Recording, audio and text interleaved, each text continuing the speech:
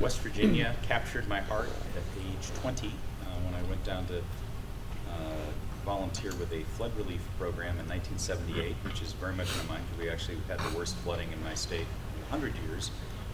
Lost 24 people this time around, the big flood that I helped clean up after 1978. There was one fatality.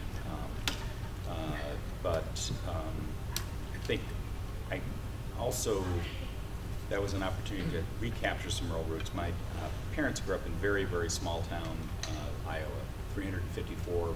Before they lost the high school, it was my mother's hometown, and my dad grew up in a farming community that had a street, and I think 80 people claimed that, and he was reinvented on the GI Bill electrical engineer, so I grew up in a suburb, but I think there was always kind of a yearning for something that was a more basic community than, even though the town I grew up in was a good town to grow up in.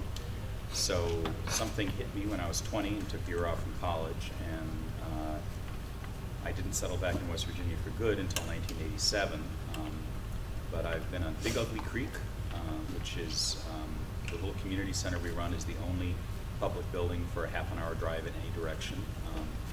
And I'm here in part because, while I certainly found, particularly with international fellows, and a very few of us, of the U.S. fellows of the KILT 2 group,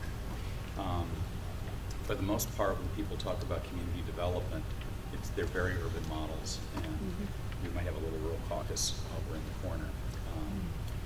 My own work, I started a nonprofit called Step by Step when I returned to West Virginia in 1987.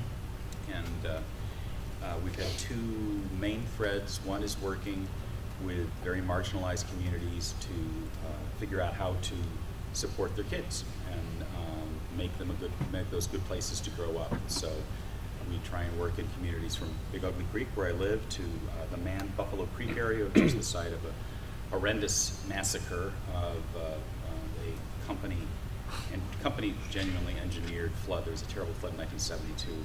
It's called the Buffalo Creek disaster, but it really was a very man-made situation. It was a sediment pond that was at the head of a holler that everybody knew was going to break someday, and it came through and wiped out about 3,000 people, almost killed 100 people.